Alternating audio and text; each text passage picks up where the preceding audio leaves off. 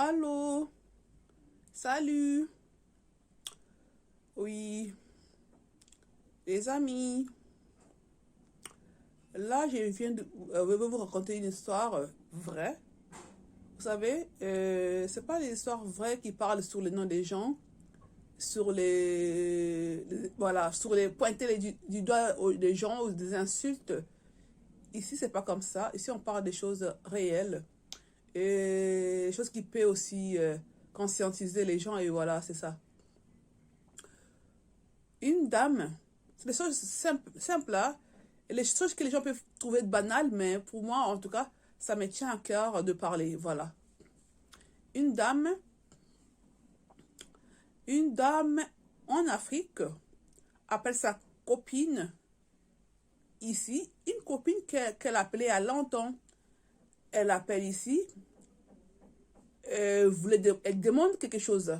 Quand on dit quelque chose, on parle des billets, on parle de l'argent. Cette copine a dit, j'ai pas de papier, je travaille pas, je suis vraiment, je suis en galère. Elle demande comment ça se fait que, elle dit comment ça se fait que tu es en galère alors que tu es en Europe. Elle explique les conditions de vie. Après, excusez-moi, j'ai l'allergie, hein. En tout cas, la pollen m'a fait ravage, donc c'est ça. Elle dit comment ça se fait que tu es en Europe, tu es comme ça. Et elle a dit, voilà, elle a expliqué tout, voilà. Après, cette copine qui est en Europe demande à celle qui est en Afrique, mais tu as un frère qui est en Europe aussi, non? Et sa réponse est que mon frère me donne que des 100 euros. C'est-à-dire, il lui donne des 100 euros de temps en temps. Après, elle ajoutait, mon frère, il est radin. J'ai été vraiment choquée, ça m'a fait très mal. Sachant que la vie n'est pas facile. Sachant qu'il n'est pas obligé de lui donner cette somme, ni un billet. Il n'est pas obligé, parce que c'est pas... Il n'est pas obligé. Voilà. Ça fait très mal. Comme quoi, la paresse est devenue vraiment comme une... Je sais pas moi. Une chose vraiment grave. Les gens, il y a des gens, des individus qui pensent que tout est permis pour eux. Ils ont droit à tout. Donc, leur donner, c'est un dû. C'est grave. C'est grave. Ça m'a vraiment beaucoup choqué et je tenais à vous le dire.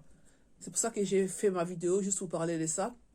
Moi, je sais qu'avec 100 euros, quand j'étais en Afrique, avec 100 euros, je pouvais aller acheter les légumes au jardin, hein, là où les femmes et les hommes plantent les légumes. Je pouvais aller acheter sur place et beaucoup même.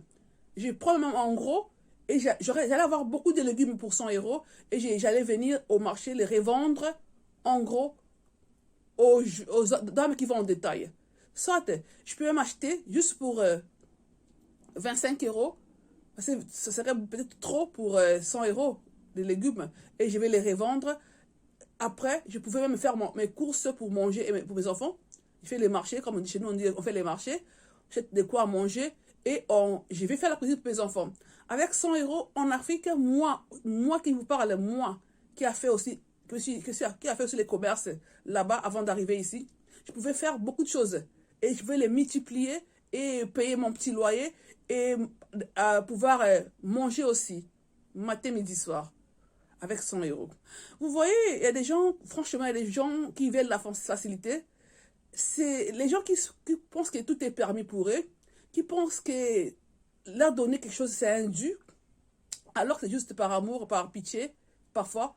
Mais surtout, je ne peux pas dire surtout par amour, parce qu'on connaît un peu la réalité. Mais quand quelqu'un te donne 100 euros vraiment, tu ne prends pas, tu ne manges pas comme ça. Tu peux pas t'asseoir et manger et dormir et manger et dormir. Non, tu dois les multiplier parce que tu n'as pas un travail, tu n'as pas un salaire.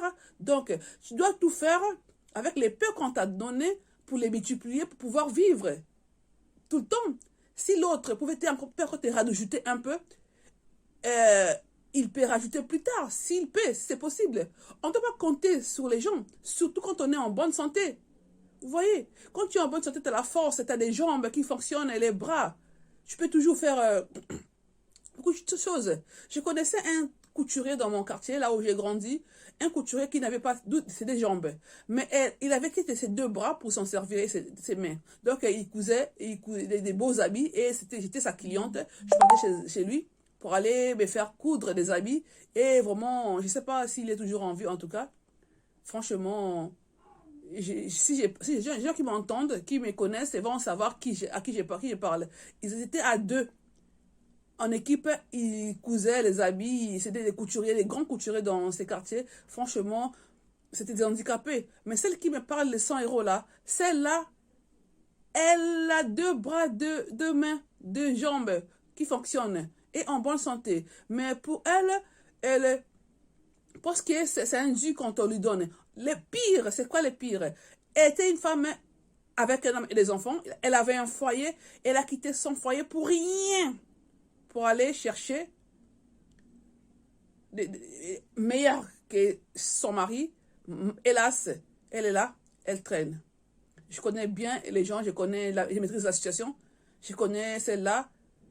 Franchement, aujourd'hui, elle a quitté le monsieur. Elle fait rien, elle fait que tourner, elle cherche les hommes par-ci par-là. Voilà. Comme quoi, c'est ceux qui pensent qu'ils doivent vivre sous à la merci des autres. C'est pas correct. Ce n'est pas correct. Franchement, si vous avez des gens comme ça dans votre famille, dans vos entourages, essayez de parler à ces gens-là et leur expliquer, leur envoyer cette vidéo, qu'ils voient un peu que c'est pas anormal. Quand tu donnes quelque chose, c'est pas indu, alors tu prends, tu dis merci et tu vas les multiplier pour ne plus demander demain. Ok? En tout cas, merci beaucoup. Je tenais à vous informer et à vous faire comprendre comment sont les gens. Franchement, il y a des gens bizarres, mystérieux. Oh là là. Merci. Au revoir.